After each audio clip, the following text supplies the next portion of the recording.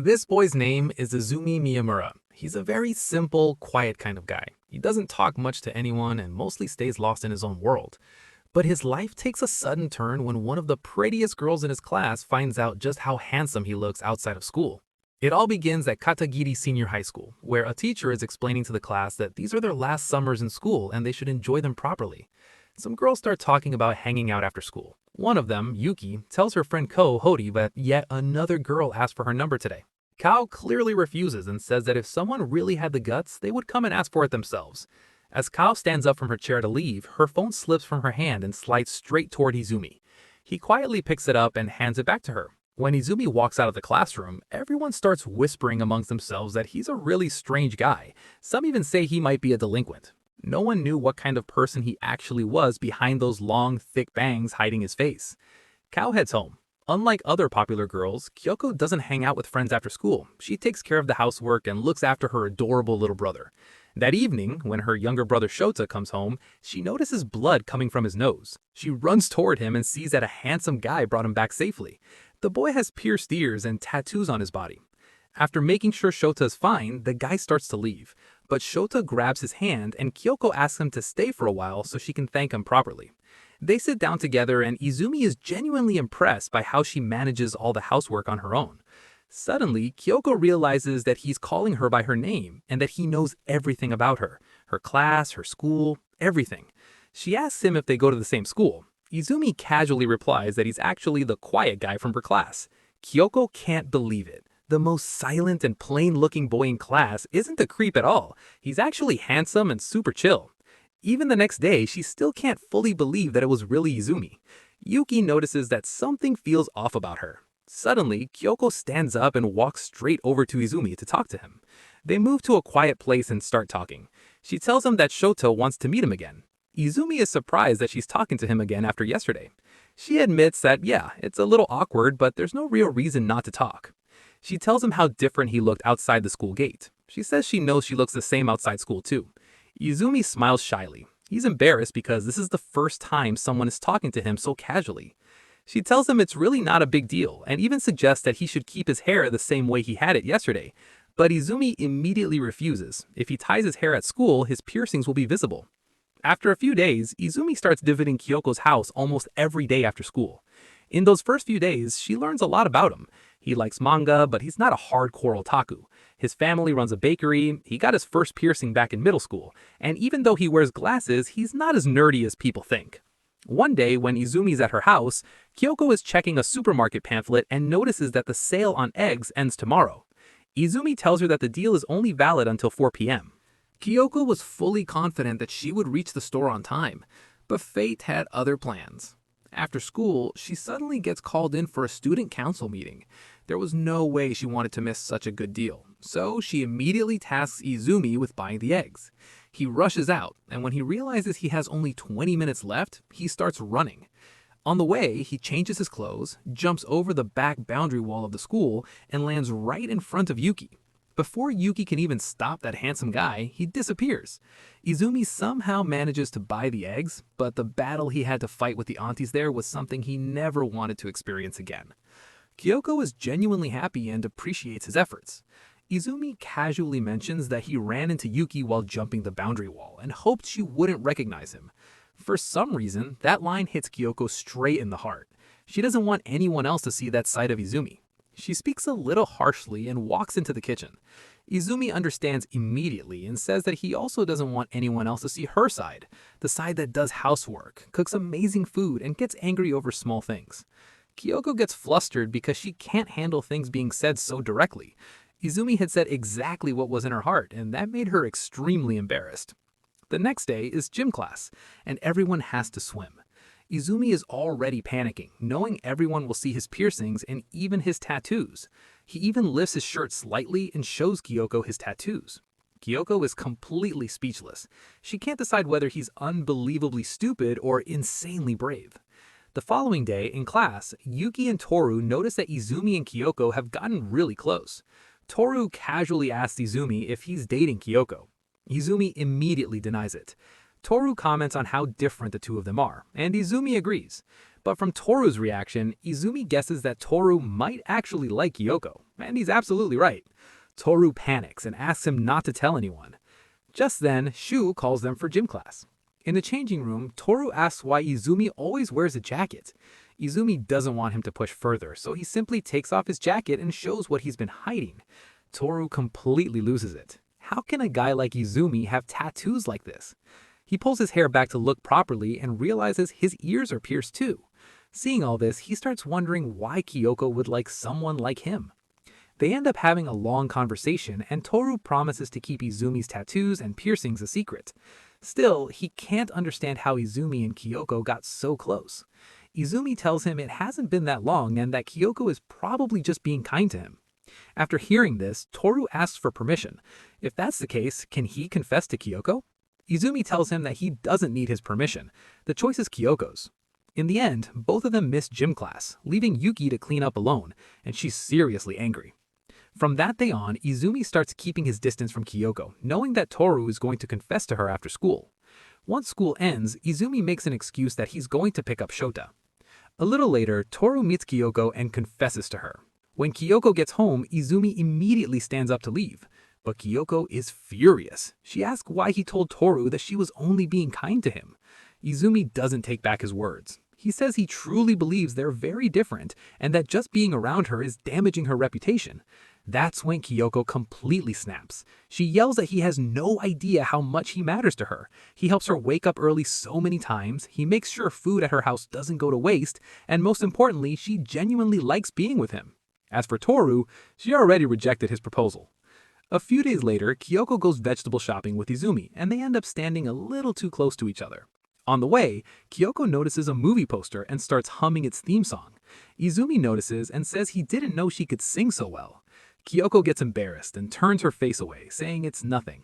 Izumi doesn't back off. He's been slapped enough times already. She explains that Shota listens to that song all the time, so she learned it. But when Izumi asks what songs she personally likes, she goes silent. The truth is, apart from Shota's songs, she hasn't really listened to anything. When Kyoko returns home, she's shocked to see her mother there. She wonders how she suddenly found the time to visit her kids. Later, Shota explains everything, how the boy who helped him turned out to be Kyoko's school friend. When her mother asks about that boy, Kyoko describes him like some action movie villain. Her mother laughs, but her curiosity only grows. She asks for his name, and that's when Kyoko realizes something terrifying. She doesn't actually know his full name. She's always called him Miyamura. That tiny detail bothers her so much that she stays irritated the entire next day. But if she asks him directly, it would hurt her pride, so she doesn't. During gym class, she gets an idea. While everyone is changing, she sneaks towards the boys' locker room, hoping someone will call Izumi by his full name. Shu catches her immediately. Yuki even calls her a pervert, and Kyoko doesn't even deny it. Later, she checks the topper list, but then remembers Izumi isn't good at studies, so his name wouldn't be there anyway. Just then, Toru comes to greet her. She's about to ask him Izumi's full name, but then remembers his rejection, and the poor guy runs off in tears. Even during dinner that night, Kyoko can't stop thinking about Izumi's full name. Her mom suggests calling him home, especially since tomorrow is Saturday. The next day, Izumi comes over. He's a little surprised by how eager Kyoko's mom seems to talk to him. She deliberately sends Kyoko to burn vegetables so she can talk to Izumi alone and thank him for helping Shota and Kyoko. By the time Kyoko returns, her mom has already left for work, and Shota's eating cake that Izumi brought from his bakery. Izumi casually mentions that Kyoko's mom called him by his first name. Kyoko completely loses it and asks what exactly she called him. Izumi says she's been acting strange since yesterday, even peeking into the boys' locker room. Then he asks if there's someone Kyoko likes. Izumi doesn't want to complicate things anymore, so she tells him the truth. Izumi laughs when she realizes she did all this just to know his name. He grabs a tissue, writes his name on it, and hands it to her. Calling him by his first name suddenly feels a little awkward, so Kyoko decides to keep calling him by his last name for now. Instead, she tries to tease him by asking whether he knows her first name. Surprisingly, he does, which only ends up embarrassing Kyoko instead. A few days later, Kyoko gets assigned extra work by the student council, given to her by Gakeru and Sakura. They explain that the newer members won't be able to handle the work properly, so they're counting on her. She can't bring herself to say no, and for several days she stays after school, completing their tasks little by little. Yuki starts worrying about her. Toru and Izumi feel bad for her too, but they can't really help. Neither of them is good at this kind of work. Izumi casually comments that maybe she's doing all this because of Kakeru. After all, he's the smartest and most handsome guy in school. Just then, a council member named Remy shows up and asks if the work is done. After Kyoko hands over the papers, Yuki explains that Remy barely does any work at all. She's Kakeru's girlfriend, so most of her responsibilities end up being dumped on Kyoko. Kyoko admits that it's true, but says there's not much she can do about it. Remy wouldn't be able to handle that work anyway. When Izumi notices how exhausted Kyoko looks, he starts thinking about bringing her cake after school. But in the hallway, Remy suddenly bumps into him from behind and all the papers fall to the floor. Izumi helps her pick them up. Remy is in such a hurry that she tells him to throw the last set away, saying it's useless. Instead, Izumi quietly puts it into his bag. He knows it's incomplete, not useless. That night, Kyoko stays up very late finishing the council's final paperwork. The next morning, chaos breaks out at school. A crowd of students gathers outside a classroom, and Izumi arrives to see Kyoko standing alone arguing with the council. She insists that she submitted all the required reports, but Kakeru, Sakura, and Remy claim they never received the annual budget report. Yuki immediately goes to call Izumi, while Toru says it's obvious the council is setting Kyoko up. Kakeru accuses Kyoko of never submitting the budget report and even calls her lazy and careless. At first, Kyoko argues back, but soon she goes quiet. She's so exhausted that she can't even remember how many reports she submitted. Students start whispering among themselves, calling Kyoko incompetent. Toru is furious, and Yuki tries to defend her, saying Kyoko has been working non-stop for days. But no one believes them. They all want Kyoko to apologize. Just as she's about to do it, Izumi steps in. He hands his bag and glasses to Toru and walks straight up to Kakeru. Without saying a word, he grabs Kakeru by the tie and slams his head forward. Everyone freezes. The hallway goes completely silent. Kakeru is almost knocked unconscious. Izumi then pulls out the papers Remy dropped the day before. He explains that Remy told him to throw them away, saying they were useless. Remy tries to deny it, but then everything comes back to her. She realizes she really messed up, turns pale, and apologizes to everyone. Kakeru and Sakura are later given extra classes as punishment. In the end, all of them apologize to Kyoko for causing trouble so early in the morning. Kyoko thanked Izumi. Toru asks him why he hit Kakeru like that. Izumi replies that when Kakeru was yelling at Kyoko, he couldn't control his anger. Then he asks Kyoko why she always seems so scared of Kakeru. Kyoko turns her face away and says it's because she respects him as the student council president, and also because they've been childhood friends. She explains that she used to bully Kakeru a lot when they were younger. Before graduating middle school, he warned her that if she didn't start behaving properly, he'd tell everyone how badly she treated him. She had no choice. From the next day onward, Kakeru starts acting terrified of Izumi, panicking whenever he sees him. Later, during gym class, Toru and Izumi play table tennis and talk about Kyoko's birthday, which will fall during their vacation. That night, Izumi can't stop thinking about what he should get her. Meanwhile, Shota asks Kyoko if Izumi will keep coming to visit them like this. Kyoko honestly doesn't know the answer. She doesn't know when he might stop visiting. Shota says that if Izumi stops visiting, he'll be really sad. Kyoko quietly replies that she would be too. When her birthday arrives, Izumi comes to see her and gives her a CD filled with all her favorite songs. Kyoko is genuinely happy. It feels like the gift she's always wanted. With her birthday, spring break also comes to an end. That means their final year of high school is about to begin. From the start, Izumi never liked the school, the friendships, or even the teachers. Because of his nature, no one ever tried to get close to him. Even teachers deliberately left him alone. Whenever group work happened, he was always sidelined. That pain is why he first got his ears pierced in middle school. In high school, people never stopped talking behind his back. Worse, he could hear everything clearly. Then one day, Kyoko came to see him. She was the first girl who treated him normally. Third year begins and Kyoko, Yuki, and Izumi all end up in the same class again. They're excited to be together. But Izumi starts wondering whether he really belongs in a group of people this cool. The class teacher announces a group project. Izumi mentally prepares himself. He's always left alone during group work. But without saying a word or hesitating, Toru, Yuki, and Kyoko move their desks next to his and form a group of 4. Something like this has never happened to Izumi before. During lunch, Izumi goes up to the rooftop alone to think. Toru comes looking for him. Izumi, still lost in thought, asks what Toru really thinks about him. Toru answers honestly. He says he doesn't like how close Izumi is to Kyoko. He doesn't like Izumi's mumbling, and he doesn't like how kind he is either. But that's exactly why he can't leave him alone. He says Izumi's hair is too long, his face is too pretty. He looks prettier than half the girls in the class.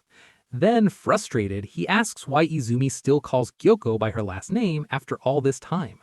Izumi tries to say her first name, but he can't.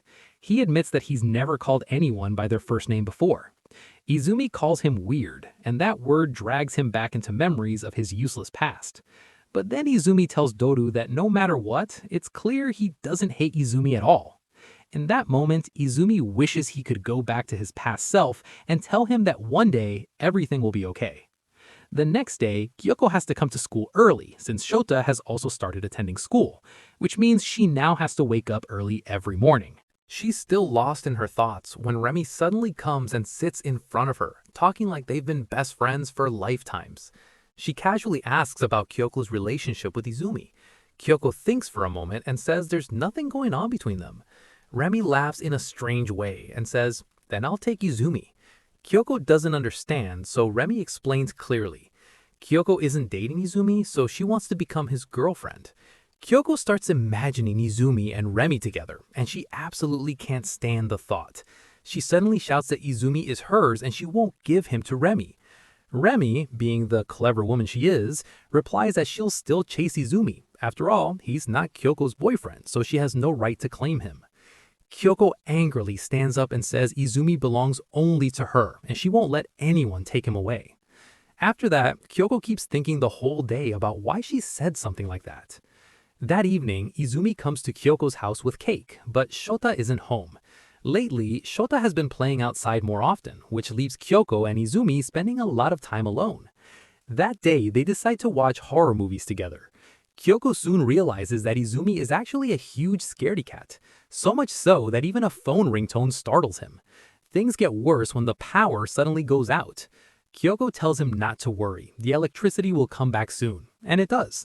Izumi feels embarrassed, but Kyoko keeps teasing him, saying they still have 5 more horror movies to go. To change the topic, Izumi talks about Kyoko's hands, something Yuki had told him before. Kyoko's hands are smaller than Yuki's. He even compared them himself and realized his hand was bigger too. Kyoko places her hand against his and says that if he tries to hold it, she'll break his fingers. But then she places her hand on his anyway, and instead of waiting, Kyoko herself grabs his hand. When Izumi holds her hand back, she softly says that she loves him. Immediately after, she changes it and says she likes his hands. Izumi understands exactly what she's trying to say, but he doesn't push her. Instead, he replies that he loves her too, meaning he likes his hands as well. Both of them know they aren't really talking about hands anymore. At school, Remy tells Sakura how Kyoko was acting possessive over Izumi. She says she was only teasing Kyoko about dating Izumi, but it was obvious that Kyoko has feelings for him. Toru overhears all of this in secret, and he feels genuinely sad. The next day, Izumi comes to school with a bruised cheek. Kyoko panics and asks what happened. Izumi says he got into a fight with Toru. Kyoko is fully ready to scold Toru, but when Toru arrives, he looks even more beaten up than Izumi. Kyoko drags Izumi away, and Izumi tells her that Toru started the fight. He says he only defended himself, but ended up going a little too far. Kyoko knows that it doesn't really matter who started it or who won. The truth is, Toru was in Izumi's room the previous night, and he brought up what he overheard from Remy, that Kyoko might like Izumi. Izumi clearly denies it. He says they're just friends, and the truth won't be known until Kyoko herself says something. Hearing this, Toru gets angry and suddenly slaps Izumi. Izumi snaps back into his old self and defeats Toru within 2 minutes. A while later, Izumi apologizes for going too far, and the two finally make up. Later, Kyoko and Yuki talk about the incident. Toru never told Kyoko the reason behind the fight, but Izumi had already told everything to Yuki. A few days later, while Toru was heading home, some papers suddenly fly down from above. They fell from the student council room and Sakura is standing by the window. Toru goes inside to return the papers, and as if she was doing all the work alone. Sakura smiles and says that everyone has different responsibilities, whether it's Kakaru or Remy. Toru compliments her, saying that she's very talented for handling all the management work alone, and what's worse is that no one even notices it. Sakura turns her face away, blushing. It's the first time someone praised her so directly. Later, outside school, Toru meets Izumi. Kyoko had bought ice cream for them to share, but she had already left. Toru feels a little happy knowing Kyoko bought it, until he realizes it's melon-flavored ice cream, which he absolutely hates. At that moment, Kakaru passes by. They invite him to sit with them and eat ice cream. Kakaru doesn't have anything urgent to do, so he joins them and they start talking about random things. Soon, the topic shifts to Remy and Sakura. Toru asks why there are so many girls in the student council. He jokes that Kakaru probably enjoys controlling girls with gestures. Kakaru denies it, but Toru keeps teasing him, saying even the student council room's AC is under his control. Kakaru laughs and says they can come to the council room anytime. That statement comes back to bite him. The very next day, Toru and Izumi bring everyone to the student council room just for fun. Izumi and Kyoko lose at rock, paper, scissors, so they have to go get drinks for everyone. Inside the room, Remy asks about Izumi and Kyoko's relationship. Neither Toru nor Yuki has an answer. Then Remy says Kyoko and Toru would make a better pair. Honestly, she's just stirring things up. Her real goal is Izumi. Toru gets excited hearing that, but Yuki brings him back to reality, reminding him that Kyoko already rejected him. That's when Sakura for the first time learns that Toru likes Kyoko. When Yuki asks why Izumi and Kyoko are taking so long, people start joking that maybe something's going on between them. Toru gets nervous, but Yuki reassures him, saying they're probably just breaking change. Toru pats Yuki's head and says she's his only true friend. Everyone else is fake. Seeing their closeness, Sakura feels a slight sting of jealousy and turns away. Izumi and Kyoko return with the drinks. Izumi immediately goes to Toru, apologizes, and says he didn't mean for that to happen. Hearing this, Toru becomes extremely insecure and assumes the thing he feared the most has already happened between Izumi and Kyoko. Before Izumi can explain, Toru runs away. As Toru opens his cola, it explodes right in his face. Turns out, Izumi had accidentally dropped his drink earlier and was trying to explain that. Everyone bursts out laughing, and Sakura hands Toru a wet tissue to clean up. That evening, Izumi stays over at Kyoko's house. The AC in her room is broken. Izumi casually says it's not a problem, he's used to it. He even adds that he usually sleeps without a shirt on. Kyoko freezes in shock, suddenly remembering how casually he once lifted his shirt and showed her his tattoos. Then Kyoko starts wondering, does she even need to be embarrassed about this? So she decides to try something and asks Izumi once again to show her his tattoos. Izumi, being the straightforward guy he is, immediately starts taking off his shirt. Kyoko snaps at him, asking if he would really just casually remove his shirt in front of anyone just because they asked, especially without even asking why. She then asks if he's always been this open with everyone. Izumi softly replies yes. She's about to ask him something else, but Izumi stops her and asks what she's actually trying to say. Kyoko says she has never seen him feel embarrassed. Instead, she's always the one who ends up getting flustered. Izumi says that's not true. He gets nervous too, like recently when he met his old friend Shindo. Shindo told him that he was proud of Izumi, but Izumi didn't understand what he had done to deserve that. Shindo said he saw Izumi going on dates with his girlfriend. Izumi gets a little embarrassed and says he's not dating anyone, but Shindo doesn't believe him. In the end, Izumi fails to clear the misunderstanding and Shindo still thinks Kyoko is his girlfriend. Izumi promises Kyoko that he'll explain everything to Shindo later. Kyoko, however, doesn't really mind being mistaken for his girlfriend. While they're talking, Shindo suddenly sends Izumi a photo with his girlfriend and invites him on a double date. For the first time, Izumi reacts in front of Kyoko, and she can't help but peek at his phone. Izumi panics and hides it, even snapping at Kyoko once. Then he calls Shindo, scolds him angrily, and cuts the call immediately. This is the first time Izumi has ever raised his voice at Kyoko. Instead of getting angry, Kyoko is shocked. She genuinely wants to know what Izumi was like before. A few days later, while returning home with groceries, Kyoko runs into Shindo on the way. She doesn't know who he is, but Shindo recognizes her. At the same time, Izumi and Toru are out together. Toru notices Kyoko talking to some unfamiliar guy. Izumi recognizes him instantly and walks up and slaps Shindo without hesitation. Shindo doesn't really care and asks Izumi to introduce him to Kyoko. Even though Izumi doesn't want to, he introduces Shindo as his old friend. When Toru asks who he is, Izumi casually signals that it's nothing important. Shindo casually mentions that he failed his exams and got held back for a year. He explains that his school's curriculum is extremely tough since it's the best school in the city. Still, he feels jealous of Izumi for enjoying his school life so much. Kyoko starts feeling really hot and decides to head home. Shindo suggests going to a restaurant instead. It has air conditioning. On the way, Izumi remembers the day Shindo first talked to him. It was the day their class changed, and Shindo bumped into him by accident, causing all his books to fall. His day was already terrible. Shindo helped him pick up the books, but accidentally mispronounced his name, which annoyed Izumi. But that's how their friendship began, and Izumi started spending all his time with him. One day, while heading to the restroom, Izumi overhears some of Shindo's friends asking why he hangs out with Izumi. Shindo ignores them and says he'll come back when he feels like it. Shindo was the one who changed Izumi's life back then, and now Kyoko was playing that same role. The next day, Kyoko comes down with a fever. Shota panics. Even so, Kyoko tries to get ready for school, but Shota snatches her bag and tells her to rest. He promises he'll go to school on time and bring her medicine. She takes the medicine and falls asleep. In her dream, she remembers a time from childhood when she was sick and her mother left her alone. She suddenly wakes up because her nose is blocked and sees Izumi sitting there. Izumi hands her a warm towel. At first, Kyoko thinks she's still dreaming. Izumi tells her that Shota called him. He asks if she took her medicine and checked her temperature. When Kyoko says yes, Izumi goes to get her something to drink. But before he can leave the room, Kyoko falls off the bed and starts sobbing, asking where he's going. He's reliving the moment when his mother left her. Everyone thought Kyoko was strong enough to handle everything on her own. But the truth is, all she ever wanted was for someone to stay. She grabs Izumi's hand and refuses to let go.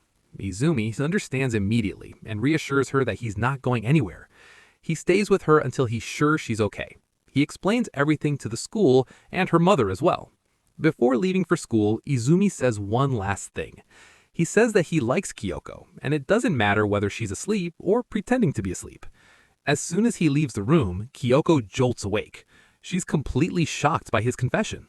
Because of her health, Kyoko takes 2 days off from school. She's feeling better now, but the reason she hesitates to go back is Izumi's confession. She heard it clearly. He said he likes her. Now, even sending Izumi a simple message feels strange. Later, Shota sees Izumi with an unfamiliar girl. When he comes home, he casually tells Kyoko that he saw Izumi with a girl and they looked really close. Kyoko goes silent. Before she can ask anything, Shota starts talking about yogurt flavors. Kyoko asks what the girl looked like. Shota says she was wearing a uniform from another school. Kyoko's mind starts racing. She even begins to think that the girl might actually be Izumi's girlfriend. She tries to calm herself and asks how close they were. When Shota says Izumi was holding her very close, Kyoko drops her yogurt in shock. That night, she's so shaken that she can't even open Izumi's message. So much is going on in her head that she avoids asking even a simple question. The next day at school, Toru welcomes her back. Kyoko snaps at Toru because she doesn't want Izumi to know she's there. Izumi doesn't even notice she's back until lunchtime and only finds out when Toru tells him. Izumi decides to talk to her. He finds her hiding near the lockers and calls out to her. She gets startled because she was hiding from him. Izumi directly asks if she's avoiding him because of his confession that day. But Kyoko has something else on her mind. She asks who that girl was. Izumi gets confused, then thinks for a moment and remembers. It was Chika. Kyoko explodes in anger because Izumi used her first name. She says Shota saw them holding hands. Izumi immediately explains that Chika is Shindo's girlfriend. Shota must have seen them when Chika almost slipped and Izumi grabbed her to stop her from falling. Suddenly, Kyoko gets even angrier. She throws a book at Izumi because he kept saying Chika, Chika so casually when he's never once called Kyoko by her first name. After saying all that, Kyoko walks away. What she doesn't know is that Izumi doesn't even know Chika's last name. When Kyoko reaches home, regret starts sinking in. She keeps thinking about what she did. Now Izumi will definitely hate her. At that moment, Shota comes home with Izumi. Izumi had come to return the book and clear the misunderstanding. But before he can say anything, Kyoko apologizes for throwing the book at him and asks for Chiko's full name. That's when Izumi tells her that he never actually knew Chiko's full name either. They laugh it off. Then Kyoko finally comes to the real issue, his confession. She tells him she was awake and heard everything. Izumi admits that he knew she was awake, which is why he said it. But he didn't have the courage to wait for her answer, so he left. In the middle of their conversation, Kyoko's father, Kasuke, walks in and sees Izumi for the first time. Kyoko tells him to put out his cigarette. Kasuke doesn't really care. Instead, he asks Izumi if he smokes too, and says that with all those piercings, he looks like a delinquent. Kyoko immediately kicks her father from behind. Kasuke yelps and asks if fathers are treated like this in this house. He starts complaining. He came home after so many days, got kicked, there's a stranger in the house, his wife is missing, and no one even asked him if he wanted dinner. Kyoko starts feeling bad for him and goes to make something to eat. As soon as Kyoko leaves, Kasuke starts teasing Izumi. He gets really close and starts cracking weird jokes. Kyoko comes back and hits him on the head with a bowl to shut him up. Kasuke apologizes to Izumi for Kyoko's short temper. But then, unable to help himself, he asks Izumi if he's Kyoko's boyfriend. The room suddenly goes quiet. Kyoko blurts out, "Yes, he's my boyfriend." Izumi turns red bright. Kasuke says he doesn't like long-haired boys, even though he himself has long hair. Izumi stands up seriously and says that if that's the case, he'll cut his hair. Kasuke quickly says that's not necessary. He can just tie it. He starts playing with Izumi's hair and asks how he ended up liking a girl like Kyoko. Izumi answers honestly. Because of Kyoko, he's able to feel what love actually feels like. Just then, Kyoko's mother, Yuriko, walks in. She's so shocked to see her husband there that all the vegetables fall from her hands. For a moment, everything goes silent. She isn't angry, she just hadn't expected him to be there for dinner. Kasuke completely loses it when he realizes Izumi has blades at home, but he doesn't. After dinner, Kyoko walks Izumi out to the street. She gently holds his hand. Izumi says there are still many things she doesn't know about him, but he promises that he'll try his best to let her know everything. From that moment, their friendship finally turns into love. Later, Izumi calls Toru and tells him everything. Toru says he has no problem with it, but as soon as the call ends, Toru breaks down crying. He understands that he has lost Kyoko forever. The next day, in the student council room, Sakura notices Toru looking unusually sad. Remi sneaks up behind her and scares her, asking who she's staring at. Sakura immediately becomes defensive, but Remi understands and says, "You're really strange." Sakura snaps and blurts out that someone as pretty as Remi could never understand her. As she walks away, she mutters that she wishes she were in Remi's place. She remembers how people always compared them. Remi was beautiful while Sakura was plain. But deep down, she knows that Remi has always supported her. So she runs back, apologizes, and confesses her feelings about Toru. Meanwhile, Izumi walks outside school with Kyoko and becomes awkward when he sees Toru. Toru lightly hits Izumi on the head and tells him not to overthink it. Later, Izumi studies with Kyoko and asks her to start calling him by his first name. She tries, but it's natural to hesitate when calling someone by a different name all of a sudden. Now that Kasuke is back home, Shota asks how long he plans to stay. Yuriko also asks when he's going to stop abandoning his project and stay home properly. When Kyoko comes home with Izumi, Kasuke doesn't recognize Izumi because of the glasses. Later during dinner, Kasuke asks Izumi to stay the night, and Izumi agrees. When Kasuke and Izumi are alone, Kasuke asks what Izumi truly likes about his daughter. Izumi answers simply, she never judges anyone based on their looks. That answer alone completely satisfies Kasuke. When they leave for school the next morning, it feels like they're part of the same family. Two boys from their class see them leaving the same house and walking to school together. The rumor spreads fast. By lunchtime, the whole class knows. Toru and Yuki are furious that people are mocking their friends and spreading nonsense. Yuki even starts crying over Izumi. Later, two boys tease Kyoko about their relationship. Izumi hears it. He knows his friends would say, people will talk, that's what they do. But he doesn't want Kyoko to hear any of it. So the very next day, Izumi comes to class with a completely different look. No glasses, his hair cut and styled neatly. The girls in class immediately swarm Izumi. Kyoko cools down in anger instead. She's absolutely not happy about her boyfriend getting this much attention. At home, Kasuki doesn't recognize Izumi again. Later, Izumi gets a call from Shindo saying he's standing outside his house. When Izumi and Kyoko open the door, Shindo starts crying dramatically, asking for his old friend back. Izumi shuts him up by giving him a cheese-flavored candy, even though he knows Shindo hates that flavor. That's when Izumi notices Kyoko eating the same candy, even though she clearly dislikes it too. Suddenly, Izumi walks over, kisses Kyoko, and steals the candy from her mouth. By the time Shindo stops crying, the kiss is already over. Izumi walks out of the room like nothing happened. Kyoko, on the other hand, is too embarrassed to say a single word.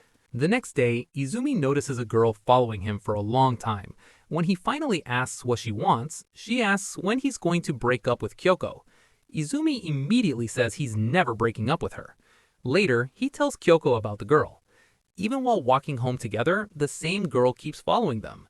She suddenly introduces herself. Her name is Onoka. When Kyoko asks what her problem is, Onoka asks why Kyoko is dating a strange guy like Izumi, because she likes Kyoko too. She suddenly hugs Kyoko and says she loves her. Onoka and Izumi start pulling Kyoko from both sides, fighting over her. Toru sees this, calls Yuki, and says she's late. The drama's already over. One day, Izumi's heading home without Kyoko. Onoka asks where Kyoko is. Izumi tells her Kyoko already went home. Onoka starts following him instead. On the way, she suddenly shouts, asking why he's walking ahead of her. Izumi shouts back that his house is this way. They both enter the same building, get into the same elevator, and step out on the same floor.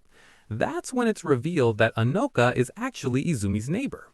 Izumi quickly thinks about escaping inside, but Onoka suddenly realizes she forgot her key somewhere. Izumi feels a little bad for her, so he asks her to wait at his place until her mom comes home. They sit in the living room, and Izumi brings her some cake.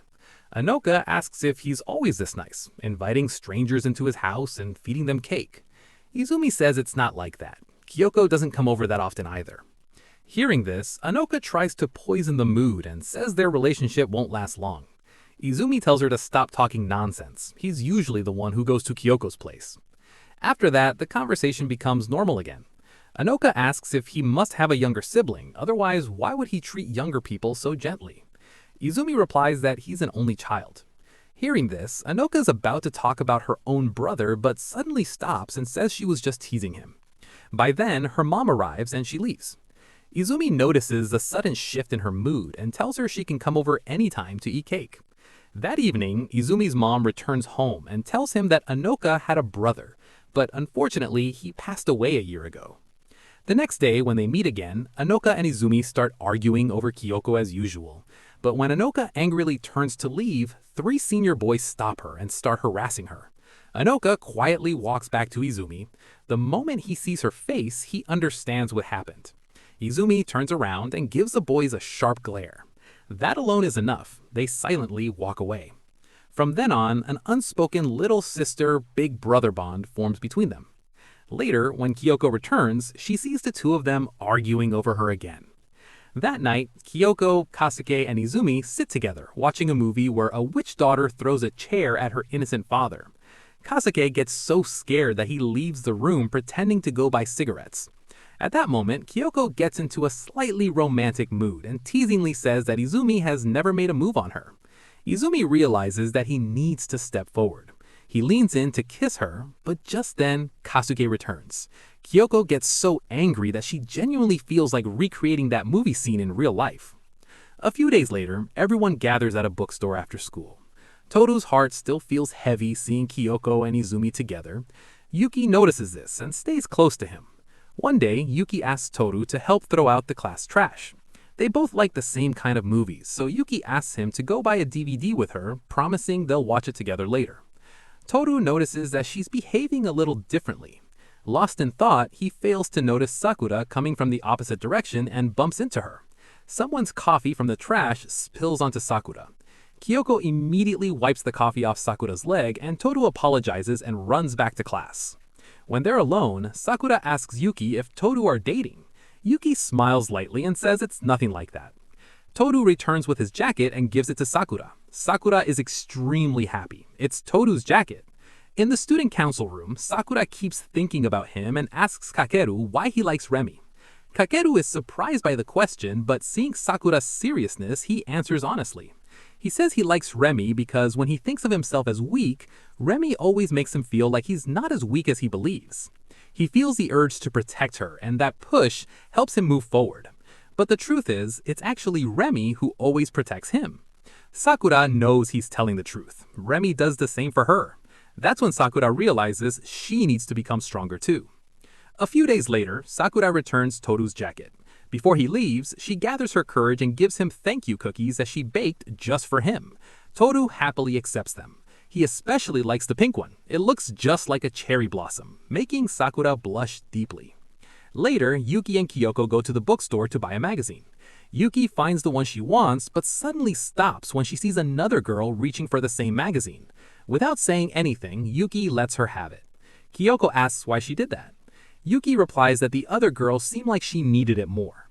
At school, Kyoko casually mentions that Yuki hasn't been hanging out with Toru much lately. Yuki smiles and says he's busy eating someone's cookies. For a split second, jealousy and sadness clearly appear in Yuki's face, but she immediately smiles again. Kyoko realizes that the more she's hurt, the more she laughs. She never talks about what she wants and keeps everything to herself. That's why she always ends up getting hurt. Later, Sakura gives Yuki the same cookies she gave Toru. At first, Yuki is about to throw them away, but then remembers they're thank you cookies. She feels terrible for almost throwing away someone's effort and feelings. She realizes she's just feeling jealous. The next day, Yuki asks Izumi about baking. Izumi says he doesn't know much about baking, but if you want to make something good, it won't happen in one try. You have to keep trying. A week later, Yuki brings cupcakes for Izumi and Kyoko to taste. They don't look very tasty. Yuki says she doesn't want Toru to see them, but Toru suddenly appears and takes one himself. He notices the bandages on Yuki's fingers. Even though the cupcake isn't great, he eats it and says he's looking forward to the next one. Izumi and Kyoko also praise her effort, which gives Yuki motivation to do better. A few days later, Izumi has to leave suddenly due to a family emergency. He'll be gone for a week. Kyoko ends up feeling lonely. She's gotten used to being with him. She even buys 2 drinks just to pass the time. She barely gets through the days waiting for him to return. Eventually, she starts losing her mind because Izumi hasn't even messaged her. Meanwhile, Izumi had forgotten his charger, so he couldn't contact anyone for a whole week. When he finally returned and Kyoko hears the news, she runs straight to his house. Izumi charges his phone, sees Kyoko's message, and rushes out. As he comes down the elevator, Kyoko bumps straight into him on the ground floor and hugs him tightly. Those 5 days felt like the longest 5 days of her life. At school, girls ask what Izumi doesn't like. Kyoko tells them he hates horror movies, yet still watches them with Kyoko. The girls joke that he must only watch them because Kyoko forces him. Then Yuki says something that deeply sticks in Kyoko's mind. She says that if Izumi watches scary movies despite hating them, Yuki says that if Izumi keeps watching scary movies like this, he might eventually pull away. Because of that, later at home, when Kyoko is watching movies with Izumi, she deliberately pretends to be scared. But the act backfires. Izumi gets even more scared than before. He goes to the bathroom to calm himself down. Kyoko lies down on the bed, thinking that this is it. Everything between her and Izumi is over. Hearing his footsteps, Izumi comes into her bedroom. Kyoko feels bad, thinking she's not sweet and innocent like other girls. But Izumi reassures her, saying he likes her just the way she is. He never created some ideal image of her in his mind. Kyoko realizes she is the same. She also likes Izumi exactly as he is. Listening to her heart, Kyoko hugs him, and Izumi hugs her back. That night, they spend their first night together. Later, Izumi goes to Toru's house. Toru notices the mark on Izumi's neck and understands that Kyoko bit him, proof that Izumi belongs only to her. A few days later, Izumi starts having nightmares about his past. In those dreams, he sees a version of himself filled only with pain, a boy who hated everything, had no real friends, and was ready to end his life. Izumi stands behind that version of himself and tells him to hold on a little longer. Soon, people will come who truly care about him, who will accept him just the way he is. And above all, there will be one girl who will laugh with him, cry with him, and love him. When Izumi wakes up, his eyes are filled with tears. On the other side, Student Council President Kakeru, who looks so cool on the outside, isn't actually that strong inside. Remy knows his truth. how much it hurts him to yell at others. When people mock him for being unathletic, he laughs along, but inside it completely messes with his head. He likes being relied on by others, but that's also why when he's alone, anxiety creeps in. That vulnerable side of him is what Remy fell in love with. When they first met, Remy noticed something different about him. Everyone talked about how beautiful Remy was, but the president didn't find her all that special at first. That was the moment Remy noticed something different in him. One day in class, Remy sees Kakeru reading something hidden behind his course book and decides to talk to him. After class, they talk about their favorite books. Kakeru tells her his parents have a huge collection of books. Remy asks if she can see them someday, and he agrees. One day, he invites her to his house. Remy notices a book on the shelf titled The Day Before the World Ends. They both love stories, and that's how they grow closer. When Remy lends him another book, Kakeru starts feeling something for her, but hesitates because one of his friends liked Remy. He tells her about it. Remy doesn't give it much importance and simply asks if she can come over again. The second time she visits his library, Remy asks him what he would do if he were the last person left in the world, just like in that book.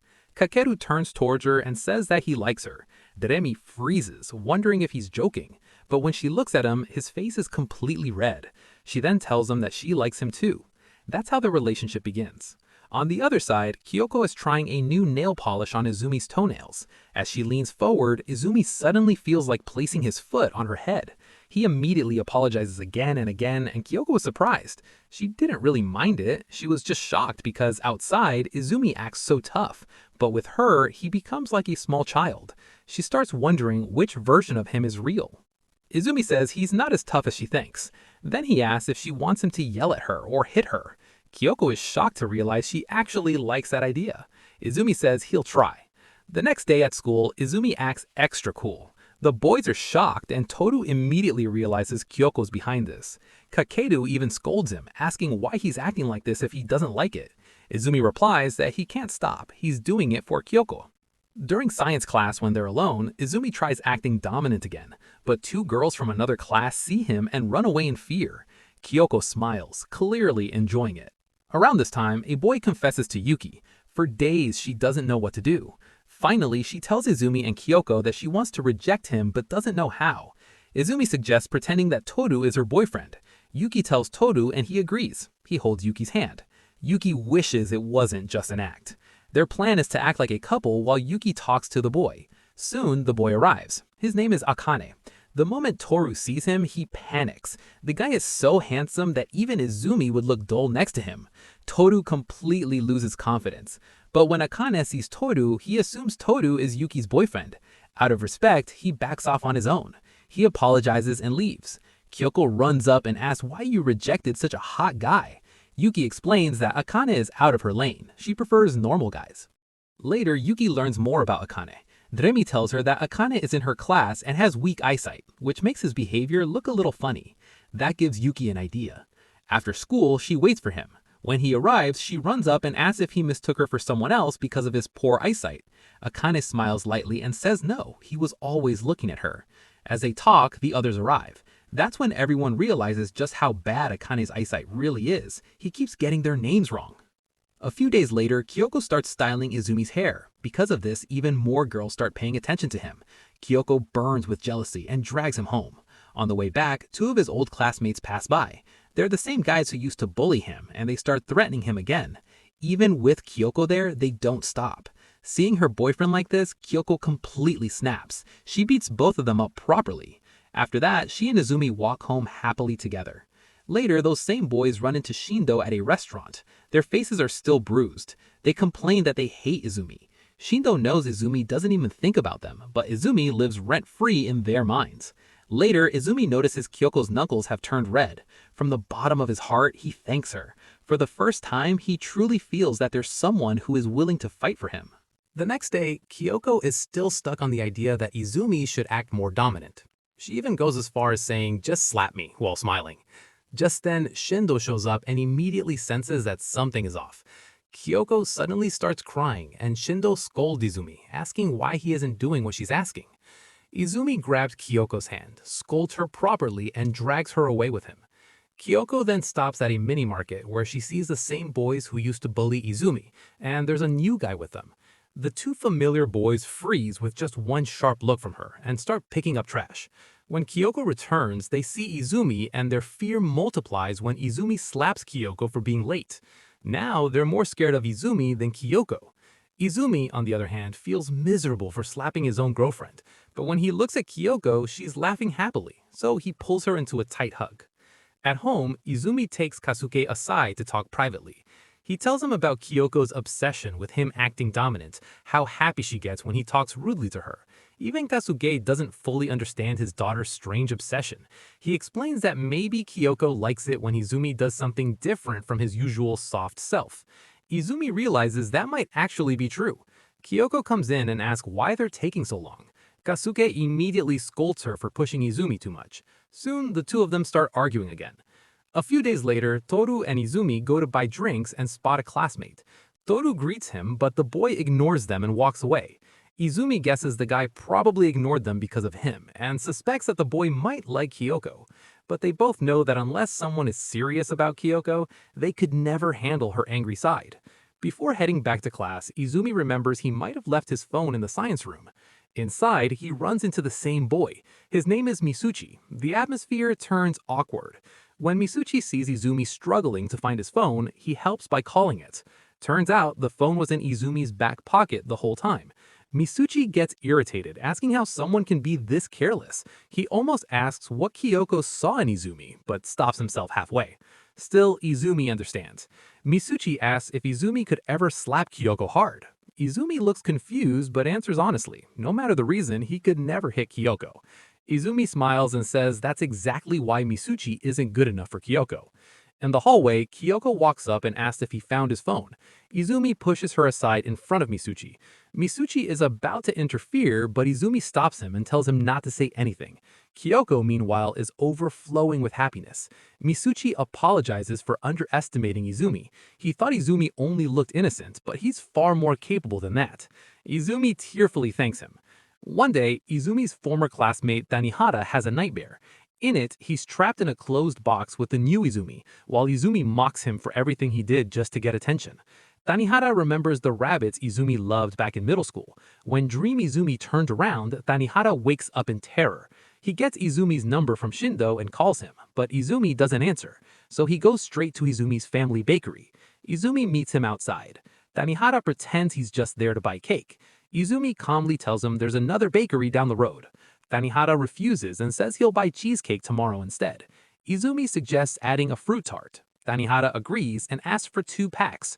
They both raise 2 fingers and instantly understand they're talking about the rabbits from middle school. Before leaving, Tanihara asks why Izumi didn't pick up his call. Izumi explains that his phone broke and might be fixed by tomorrow. Tanihara realizes Izumi wasn't ignoring him. That reminds him of how he ignored Izumi back in middle school, and how he once forgot to feed the school rabbits. The rabbits died, and Tanihara blamed Izumi for it. Now, regret floods him. He wants to admit his mistake, but wonders if he'll ever be able to tell Izumi the truth. Meanwhile, Izumi is helping Kyoko clean her bookshelf and finds her middle school photo album. Kyoko asks if he still has his album. Izumi smiles strangely. He was about to throw away his, but after meeting Tanihara, he changed his mind. Now he's waiting for his high school album, because high school is where he found real friends and real memories. A few days later, Kyoko and Izumi run into Tanihara again. The meeting becomes awkward. Both boys blush like it's an arranged marriage. Kyoko starts threatening Tanihara, warning him not to come near her Izumi. She declares that Izumi belongs only to her. She assumes Tanihara likes Izumi. Tanihara quickly denies it, saying he's not like Shindo. That makes Kyoko suspicious. Does Shindo have something going on with Izumi? Izumi panics and tries to explain, saying it's nothing like that.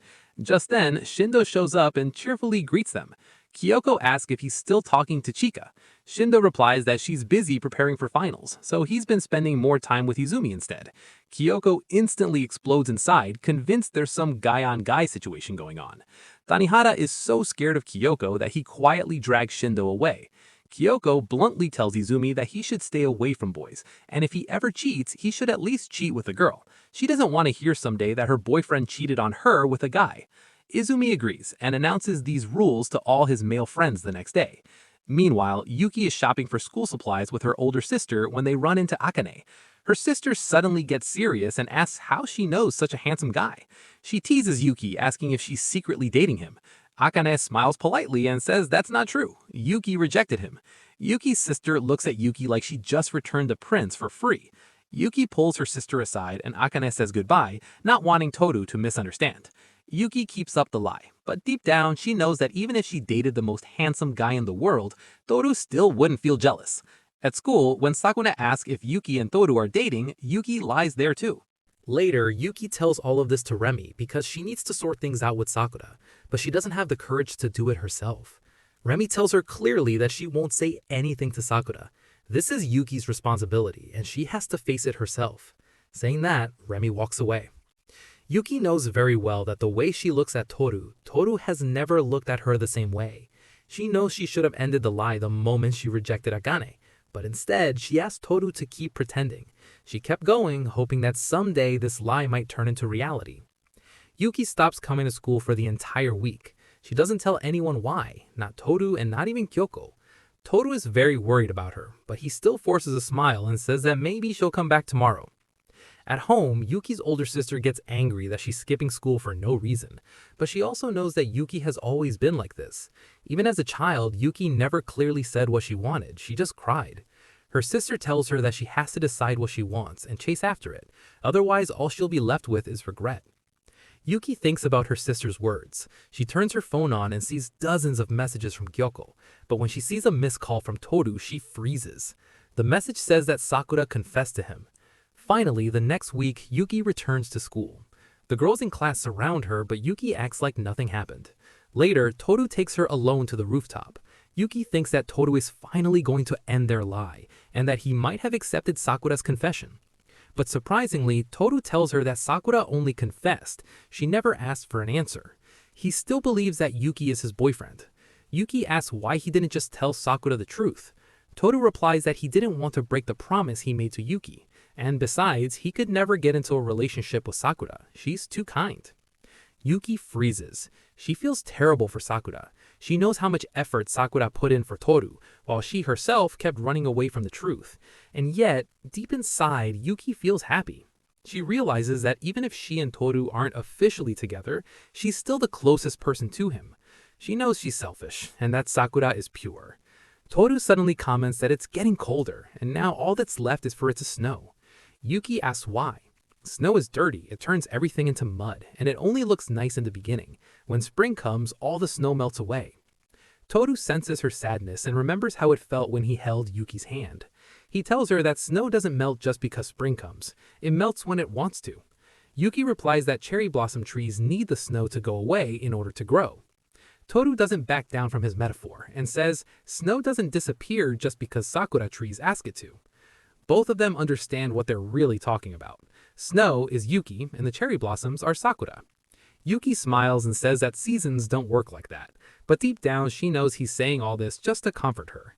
Toru just wants her to smile, even if it's just a little. He gently holds her finger, and the two of them head back. Meanwhile, Kakeru asks Remi why Sakura has been looking happy lately. Remi smiles and walks away without giving a clear answer. Kakeru is still thinking about it when Sakura walks into the student council room. From the outside, she looks completely normal, but when she sees Toru and Yuki laughing together through the window, Sakura freezes. She quietly turns to leave. Kakeru tries to stop her and ask what's wrong. Finally, Sakura says it. She lost. She lost before anything even began. Kakeru gets angry and says that whichever guy it was, he must have been an idiot for not choosing a sweet girl like Sakura. Finally, Sakura stops pretending to smile and breaks down crying. A few days later, everyone is sitting together. Toru suddenly realizes that only he and Yuki have siblings. None of their other friends do. But Toru says that's not true. Shu has a sister too. Everyone is shocked since Shu never mentioned it before. Toru explains that he found out a few days ago when he visited Shu's house. He met Shu's younger sister there. Their faces look similar, but personality-wise, they're completely different. Another day, in the student council room, Gyoko asks Agane why he still talks so formally with everyone. Agane smiles slightly and says that talking casually like that feels awkward to him. Gyoko points out that he talks very casually with Yuki. Agane remembers how Remi forced him to drop formalities, but when Yuki came, he naturally started talking normally without realizing it. Shu suddenly jumps in and confidently declares that he'll be the first one to call Akane by his first name. He says it so confidently that everyone feels awkward. Akane laughs and says it's not what they think. He says this is the first time he's found friends who are forcing him to talk casually, and he genuinely likes it. Just then, Kakeru walks in and finds this colorful group a bit strange. Izumi and Toru immediately scare him and tease Akane, saying, "This guy used to be grumpy with us too, but look, slowly we all became friends." Shu stays quiet. He isn't bold enough to joke around with the student council president. Gyoko doesn't understand their conversation and walks away. Hearing the word friendship, Akane looks happy and says the first person he'll call by his first name is Toru. Izumi instantly gets jealous, worrying that Toru and Akane might become best friends. He asks if Toru will also call Akane by his first name. Toru says yes, of course. Izumi sighs dramatically and says he'll have to remove Toru from his best friend list and put him on the blacklist. Kakeru panics, but Izumi laughs it off. Akane casually adds that he won't steal Izumi's friend. Izumi blushes and runs out of the room. A few days later, Akane and Izumi argue over who's taller. They even ask Sakura, who's walking past, to decide. Sakura scolds them for fighting over something so trivial. Later, Izumi introduces Anosuka to his friends. Anosuka is a little scared of boys, but she's fine with Kakeru and Toru. Toru looks at Kakeru smugly, as if to say, "See, she likes me more than you." Both of them start giving Anosuka chocolates and candy to improve their image in her eyes. But the moment Shu arrives, Anosuka gets scared, quickly hides behind Yuki, and says that Shu talks too loudly and never lets anyone sit peacefully. Poor Shu, his heart breaks. Later, because of all the loud talking, Shu's throat starts hurting. Gyoko and Yuki suggest that if you're not feeling well, he should go home. But Shu, as usual, refuses to stay quiet. Since his throat was hurting badly, Shu was finally forced to stay quiet, even though he didn't want to.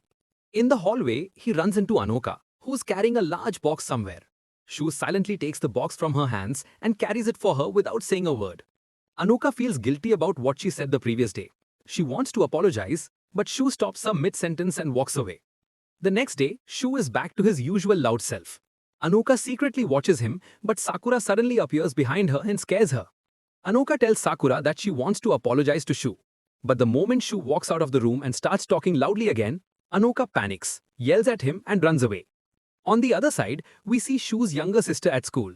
Her class teacher tells her that she's not good enough to get into the school she wants. The old teacher even laughs at her, saying how could someone so useless even dream of entering such a good school? When Shu comes home and sees his sister sitting on the sofa, pressing her face into a pillow, he quietly sits beside her and starts reading the newspaper. She says she doesn't want dinner. Shu asks why. She tells him about her teacher, how he laughed after seeing her marks. Shu gets furious. He knows how hard his sister studies, and no one has the right to laugh at her like that. He tells her to bring that teacher home someday. He'll teach him a lesson. His sister starts crying and says that no matter how hard she works, her marks never improve.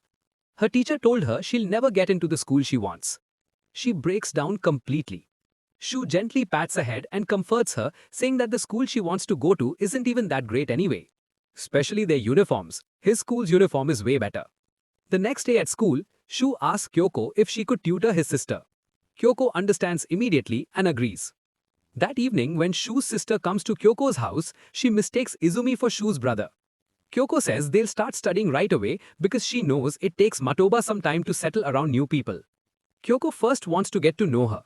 Slowly, Matoba opens up and says that she only has Shu's number, and if she gets home late, Shu won't forgive her. Kyoko laughs, realizing how close the siblings really are. Meanwhile, Shu takes Toru to a shrine. He wants to buy an expensive lucky charm for his sister. Toru doubts whether she'll even accept it, but Shu knows she will. Deep down, both siblings know how much they love each other.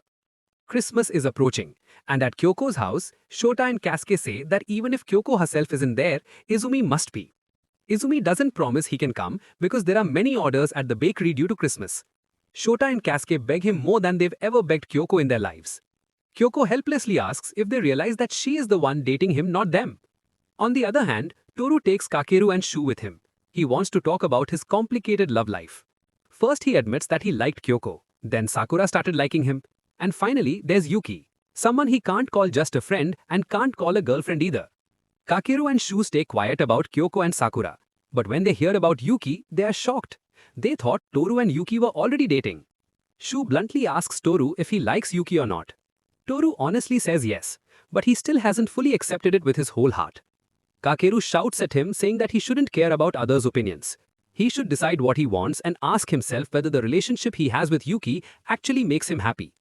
Toru is stunned, wondering how much wisdom fits inside that red-headed head. One day at lunch, Yuki asks Toru if she can come over to his house to try his new game. He hesitates at first, but then agrees. He knows the thing he's afraid of will happen sooner or later. That evening, Yuki goes to Toru's house. She is shocked to see how big his mansion is. But Toru behaves strangely, like he's not bringing a friend home but sneaking a thief inside. Yuki starts thinking that maybe he doesn't want her to meet his parents. He takes her to his room, locks the door and starts tidying up nervously. Yuki panics, wondering if he's going to take advantage of her. Toru immediately realizes what she's thinking, opens the door and tells her she can leave anytime she wants. Yuki quickly says she's not scared. Just then, someone tries to enter the room. Toru shuts the door immediately. Yuki assumes it's her mom, but it turns out to be his housekeeper, Yashi. Toru doesn't want Yashi to meet Yuki because she has a habit of interfering in everything. Yashi speaks sweetly to Yuki, but turns to Toru and threatens him in a low voice. She tells him not to try anything funny. She says it won't take her long to inform his mother. Toru replies that even if he wanted to do something, he couldn't because Yashi is in the house. Yuki freezes, confused by what he means. Seeing that she's getting anxious, Toru gently places his hand on her head and says, "Don't overthink it, let's just play the game." For now, he knows that's enough. On the last day of school, everyone gathers in the student council room. Remi waits for Kakeru and the moment he arrives, she invites him to her house to celebrate Christmas. For some reason, Kakeru panics and refuses. Everyone gets angry. Toru and Kyoko grab him, telling Izumi to give him 2 solid slaps. Poor Kakeru freaks out and hurriedly explains that it's not that he doesn't want to go. The real reason is that Remi's house is full of insects, and the moment he sees them, his soul leaves his body. At Kyoko's house, her mom praises her good marks and starts talking about her future studies. Kyoko goes quiet. She realizes how close she is to finishing school and that her life is about to change. We see Akane run into Yuki's older sister on the road. She asks him where his glasses went. Akane says he recently started wearing contact lenses. Then out of nowhere, he says he'll give her a pair too as a Christmas gift. After this meeting, the two of them grow closer. Meanwhile, Toru and Yuki go out together. Shu spends Christmas with his sister. Sakura tries to convince Kakeru to go to Remi's house. At the same time, Kyoko's dad keeps bothering her, asking whether Izumi is coming, even though he knows Izumi has to help at the bakery. After some time, Izumi finally arrives. More than Kyoko, it's Kasuke and Shota who are excited to see him. Izumi came just to visit, but the two of them cling to him for the whole hour. Finally, Kyoko somehow drags him outside, giving them a moment alone. She walks behind him, then stops and brings up how school is about to end. She tells him that even after school ends, she wants to stay with him. Izumi turns to look at her and suddenly proposes. Not just a normal proposal, a straight-up marriage proposal. After saying that, he starts to walk away. Kyoko stops him and says that she wants to stay with him forever. They stand facing each other and promise to stay together peacefully. Just then, Kyoko gets a call from home and Izumi leaves her there and goes. On New Year's Day, the two of them go to the shrine together. Kyoko says how strange it feels. She's seeing him at the end of this year and she'll see him again at the beginning of the new year too. While walking back home, Kyoko asks if they'll always stay together. Izumi tightly holds her hand and promises that they will. Soon, the last day of school arrives. Almost everyone has already emptied their lockers, except Yuki, whose locker is still stuffed with things. Toru is in the same situation. As friends, they decide to share the load. Yuki pretends she'll manage alone, but Toru shuts down her pride in 2 seconds and hands her half of his stuff. Just then, Shu arrives casually, and they remember that they still have many things to return to him, so they give everything back. In the end, no one leaves empty-handed. In the student council room, Sakura is cleaning when Remi finds an old school pamphlet. As they're talking, Akane and Kakeru walk in, and seeing the pamphlet, they start talking about holidays. Remi suggests that they should plan a trip. Before anyone can respond, Sakura interrupts them, telling them to slow down. But Akane immediately starts talking about road trips, saying he'll be getting his license soon. Suddenly, Remi goes quiet and tries to leave silently. Sakura stops her, pulls her cheeks playfully, and asks why she's sneaking away. After a moment, Remi admits the truth. She doesn't like the idea of everyone getting their licenses. It makes her feel like everyone will go far away and never come back. Sakura comforts her, saying that just because everyone is moving forward doesn't mean everything will end. They'll still be friends even after school ends. Akane promises that once he gets his license, he'll take everyone on an amazing trip together. On the other side, Izumi and Kyoko are alone at home. Kyoko rests her head on Izumi's lap. Izumi drifts into deep thought. He wonders, what if none of this had happened? What if he hadn't helped Kyoko that day? Would Toru and Yuki have ever grown closer? What if he had never become friends with Kakeru? Would Sakura still have fallen for Toru? And what about himself? Would he have remained a background character forever? Would he have never spoken to Kyoko at all? Then he reminds himself that these are just delusions. He has truly changed now, and he's happy. Kyoko notices and asks what he's thinking about. Izumi tells her he was thinking about all the small moments that brought him here, and how everything could have fallen apart if even one thing had gone wrong. Kyoko climbs onto him, sits on his chest, and says gently, "Everything that happened was meant to happen. Even if Izumi missed something, everything would have still come together the way it was supposed to." During the graduation ceremony, just as Kakeru steps onto the stage to give his speech, Izumi suddenly sneezes loudly. The entire hall bursts with laughter. After the ceremony, Izumi goes up to the rooftop and finds his old self there, the place where he used to hide. This time, he doesn't run away. Instead, he accepts his old self. Downstairs, Anosuka clings tightly to Kyoko, unable to accept that he's leaving. Kyoko reassures her, promising that she'll come to visit. In the hallway, things finally get sorted out between Sakura and Toru. Right behind them, Akane shares the trip idea with Yuki, and Yuki agrees. And with that, their high school journey comes to an end. Friends, if you enjoyed this explanation, don't forget to like the video and subscribe to the channel. See you in the next video.